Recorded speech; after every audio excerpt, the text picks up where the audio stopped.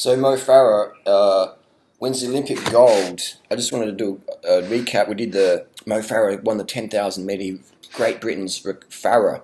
Mo Full Natty Bra Farah, he recovered to win the 10,000 metre gold. People are saying, do you think he's juicing? Is he on the gear? I would definitely say Mo Farah, squeaky clean. He's another athlete who apparently doesn't eat any carbohydrate. And everyone knows, if you cut out carbs, your performance is going to spike up so much. I mean, the world's fastest runners, the Kenyans, Ethiopians, and they also they just eat coconut oil. They eat coconut oil. They do not eat corn. Ugali, that's nonsense. They never even touch the stuff. I've trained with Kenyans here in Thailand, and if they won't even sit in the same room as you if you have a bowl of rice, because they know that the vapors of the rice will just turn into body fat. And I remember one time I came in, I had like bananas, sugar, and rice. And there was one of Mo Farah's ex-training partners. He was from Ethiopia and Somalia, lived on the border there. And I came in the room, and he fucking jumped out the window down the fire escape. And I was like, "What's going on?" I said to his girlfriend, like, "What the fuck happened then?" And he said, he didn't think you were doping control. He thought that the vapors from your carb dish of 30 bananas a day smoothie would actually vaporize his legs and then become so bulky that he'd lose like 5 minutes off his 5K time instantly. So I just had to say that I would definitely say Mo Farah would be the cleanest of the clean. We know he's not doping because he's British. And like Australians, we don't dope. We believe in fair sport, okay? We just don't do drugs, man. I mean, there's if you go to a rave party in Australia, and I had like blue pills and red pills and pink pills, and said to the teenage kids, "Hey kids, do you want some pingers?" They'd be like, "No, I'm an Aussie, and Aussies don't take drugs." And then I could go, "Okay, no worries." So I'll go to Liverpool, I'll go to Manchester, I'll go to Birmingham, mate. All right, governor. And I could have these little bags of pills, and I'd say, "Hey kids, want some pingers? I'm from Australia, mate. G'day, mate. G'day. Blinky Bill, Steve Irwin, Snuggle Pot and Cuddle Pie." And I could hand out the pills, and the kids would go, "What's this?" "I'm only going to take it if it's vitamin C." And I go, no, it's ecstasy, MDMA. And they're like, "Take your fucking drugs and fuck off, mate. I'm Brit. I'm a British governor. I don't dope. I don't do drugs." They don't even smoke in England. They don't even drink alcohol in England.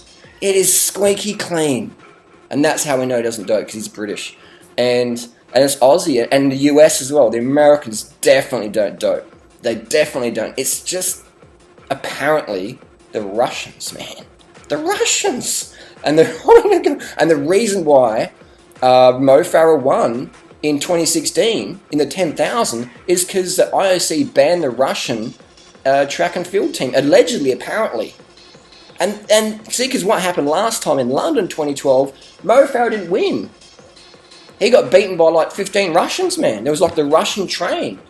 Anyway, this video is going longer than it has to be. Mo Farah, 100% full natty bra. Now, Lance Armstrong says this. The half-life of EPO is 4 hours. So you can back it out from there and figure out when you're in trouble. Will he pass every test because he does not take EPO? Yes, he will. My defense was that But EPO doesn't even work. It doesn't even work, man. Like, I'm just going to wrap this video up. The only reason Lance won is because he was riding a Trek bike. And Trek had the OCLV, the Optimum Compact Low Void technology in the carbon. And it just smooths out any voids in the carbon. It means all the power can get through the bottom bracket to the rear wheel. And that was Lance's advantage. People say, well, how come his teammates didn't win who were on the same bikes? Lance was just having a bad day. He always has a bad month of July. And to boost team spirit, said, "Look, Lance, you can win and all the domestics will sit back."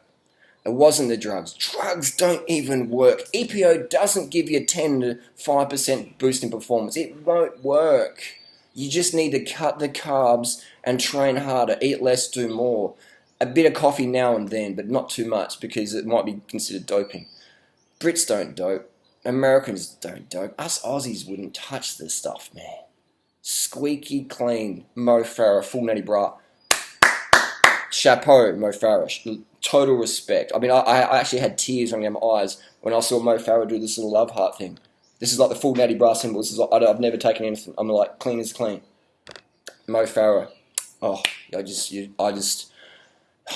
you invoke so much emotion in me, and I tear up every time I see you. Have your kids on the podium, and this is fantastic. Check one. SS Movies, respect going out. Balanced by the Owls crew. Yes, you know the styles. Check the vibe.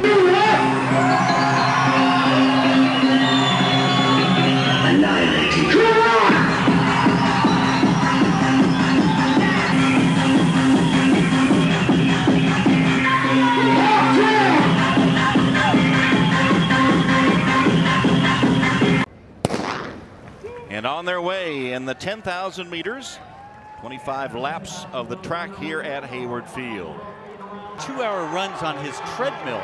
He cranked the heat in his house up to 80 degrees, and they had a 75% humidity factor in the house, which is really like running in 90-degree temperatures. He'd run for 2 hours on his marathon. I wonder if his wife is upset about their electricity bills.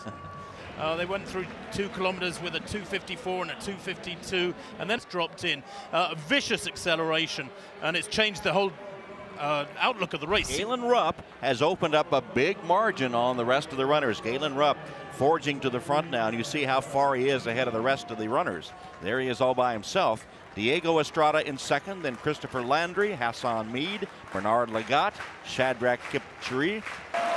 Here comes the bell.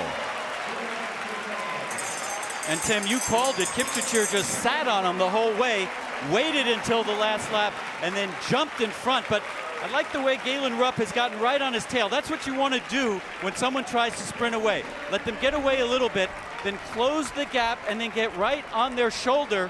But Kipchiree breaking away again. Kipchiree leads Galen Rupp. Those two down the back straightaway. Kipchiree and Rupp running 1-2 away from the rest of the field. Now Rupp makes a move and goes by to regain the lead. Galen Rupp now sprinting into the turn and pulling away from Kipchiree.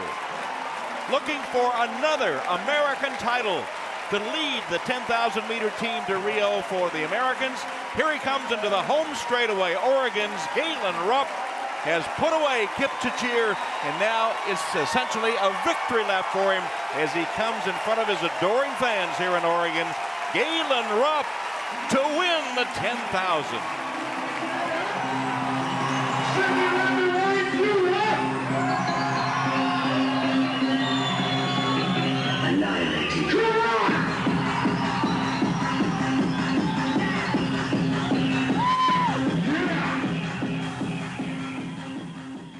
Steel mines underground ready to blow. You ain't seen the signs, straight in your bloodline. Therapeutic music used in its own kind. World to unwind.